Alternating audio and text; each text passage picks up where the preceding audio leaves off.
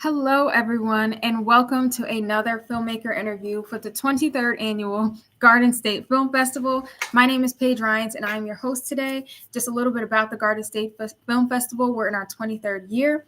It's slowly approaching, very exciting time. From March 27th through March 30th, we'll have over 200 incredible films for you to be able to watch, to see, in addition to our film-centered events. These films are from 14 different countries. They'll be screened throughout 9 different venues in Asbury Park and Cranford, New Jersey. It's truly such a fun experience. And today, I am joined with Mariana Silverio with her short film, Just One More Bottle. Mariana, how are you? I'm good. How are you, Paige? Thank you so much for having me here today. It's so great to have you here too. So, why don't we just kick things off by just starting with your role in your short film and just kind of like tell us a little bit about that, and then we'll dive into just kind of like what the short film's about. Right. So I actually made my film completely all by myself. I'm part of the environmental club at my school, and my teacher kind of knew that I was really interested in the environment because that's what I'm planning to pursue as my career. So she just sent me the link one day and was like, "Hey, if you have some extra time, you can film this and submit it." And I was like, "Okay." Like I just submit my email, I made my video, and I was not expecting to win at all. No, that's great. It's honestly, it's so fun to like just submit it off of a whim and then like, wait, did I want? But of course you did, because it was a great PSA. So tell us a little bit about the PSA. Right. So I'm a volunteer with Clean Ocean Action, and they're one of the biggest like environmental voices and nonprofits in New Jersey. So I am actually like a beach captain, and I was right before the video submission was due, I was volunteering. Being a beach captain means that I kind of teach volunteers on like what they're supposed to be picking up at our beach cleanups, and also because we compile all the data and they use that data to push for like different policies. Like for example, the PSA video that I actually submit about was for the law that was passed to reduce plastic bottle and a plastic bag use as well as straws. So I was there with about like 30 to 40 volunteers, and I kind of just asked like, "Hey, can I take a picture of you?" or "Hey, can I video you doing this?" And they're like, "Yeah, sure, like completely fine." Then I did my own research, kind of searched up how much actually ends up in the trash in the first place and different ways that we can work towards kind of trying to reduce that amount of plastic that ends up in the ocean and ends up in the trash. Mhm. Um, and I kind of thought about it like, hey, like I know that we all know how to recycle. So, what are a couple different ways that we can reduce the amount of plastic that's in the ocean that most people don't think about? I had never edited anything before, but I kind of just like put my heart into this video and kind of what do I want other people to know. And I guess that passion was evident to the judges because one day I walked into school and everyone was like, "Congratulations." And I'm like, "For what?" And they're like, "You won."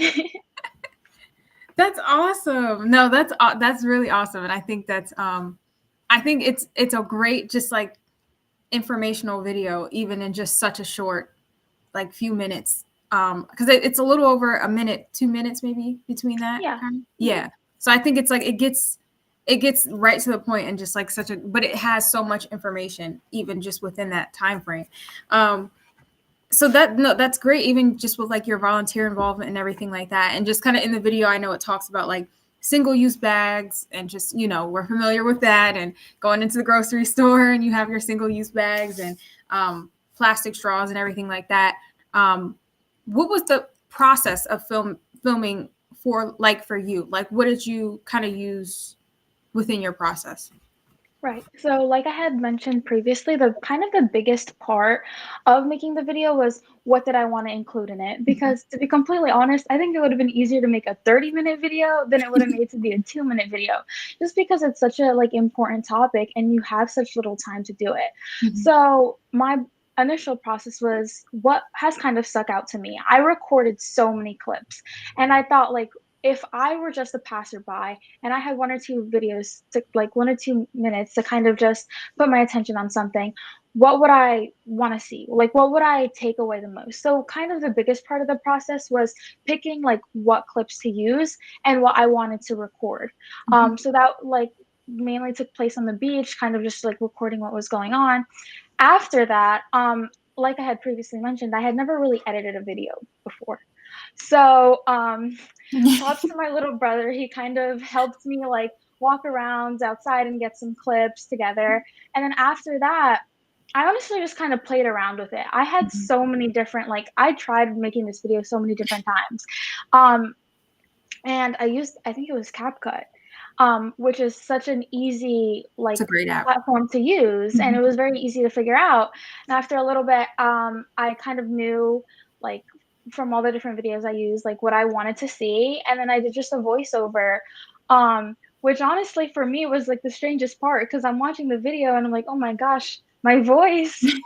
But yeah, it was honestly the hardest part was like, what would other people want to see? I know that not everyone um, kind of cares or just thinks about this as often. And then the putting together the video itself, I'm a big perfectionist, so that took me quite a while.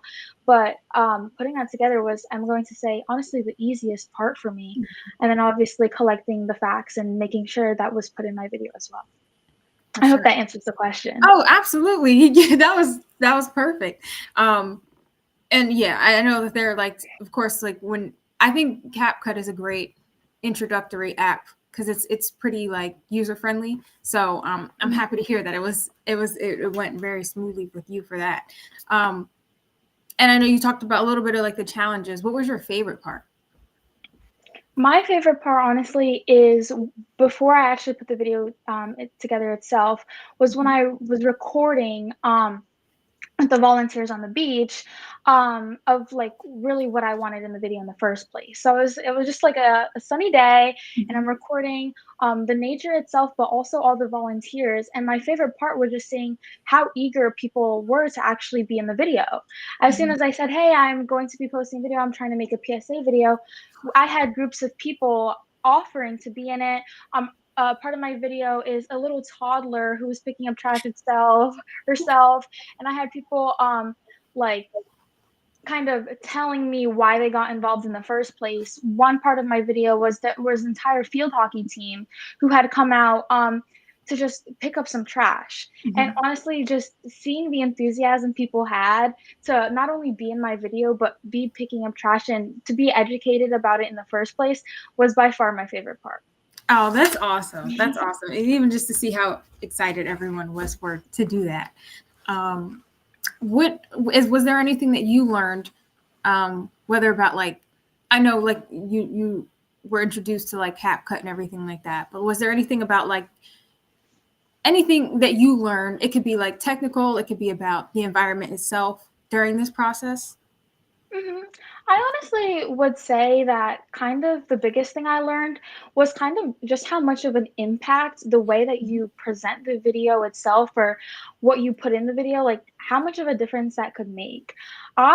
When I came into doing my submission for this video contest, I kind of expected it just to be informational and for me to kind of be putting together like a fact sheet almost. I didn't expect for the music that I put over my video, the order that I put my videos in, or even the editing in between clips with the fade in and fade out, I Mhm. didn't expect for when I was watching my video again, or even when other people saw my video again, I didn't expect for it to have such an emotional impact on me. So I think the biggest thing that I learned is kind of just how the way that film as a whole and the thought process behind it can really influence your audience. Absolutely. That was like spot on.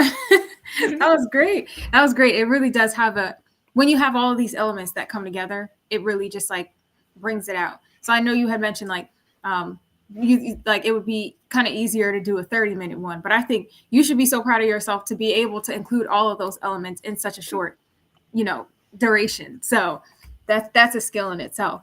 Um, Thank you. you're welcome.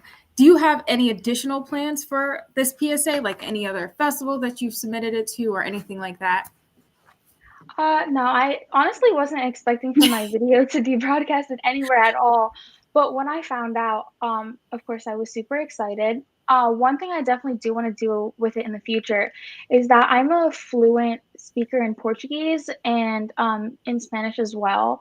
And when Mhm. I was submitting my video, I was like, if this were to win, I would love to do a voiceover in either language, just because of the growing community in both languages as well. Like in, especially where I am, I'm in Long Branch, and there's just so many, like, there's such a big Brazilian and Hispanic community, and I really think there's a disconnect when it comes to these new passing laws Mhm. with recycling. And I would just love to like broaden that audience that I could reach. Yeah. I think that's great. Just like you said, the community outreach, and I think that's a great way to start. That's awesome. That's really really awesome.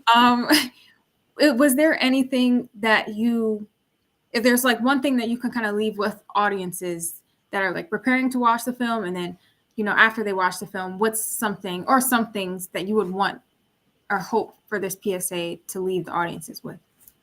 Right. So kind of going along with the name of the film, Just One More Bottle. I think that nowadays there's this like big belief that environmental damage or in climate change in general is inevitable and we can't really do anything about it.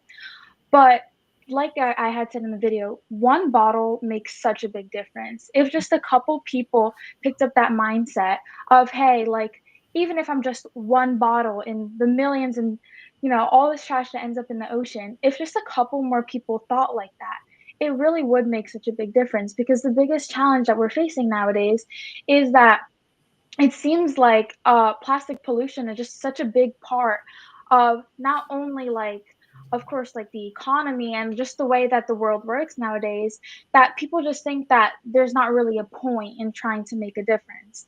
Yeah. But like I had said, if just a couple more people thought like that, if just a couple more people picked up that extra bottle that was on the garbage, that was in the trash, not in the trash, on the floor, and put that in the proper recycling bin, it really would make such a big impact. So I hope that all of these watchers just think about that next time you see, even if it's just a bottle on the ground, you're making such a big difference.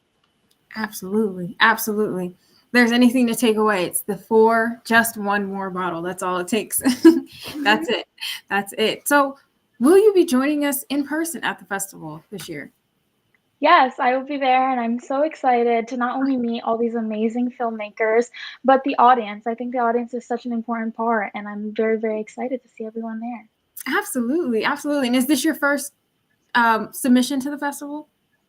Yes, it Oh, yes, is. you did say this kind of, yeah, your first. Well, awesome. We're so excited to have you and have your submission and just have you be able to experience this festival. So, once again, you can check out Just One More Bottle on Sunday, March 30th, at the Asbury Lanes, Block 8, between 9:30 a.m. and 11:45 a.m. It's, like I said, 23rd Annual Garden State Film Festival. It's coming up. It's countdown officially, March 27th through March 30th. You can get your tickets at gsff.org/tickets. And just congratulations again on your submission, and thank you so much for being here and just talking about your film, and we're looking forward to seeing you in person and some more supporting your future efforts. We'll be on the lookout for your next project on working on the community outreach and like Portuguese and everything like that. So definitely keep us posted. Thank you, Paige, for the opportunity, and thank you everyone for watching as well. Oh, you're so welcome. You're so welcome. So I'll see you at the festival. All right, I'll see you there. All right, take care.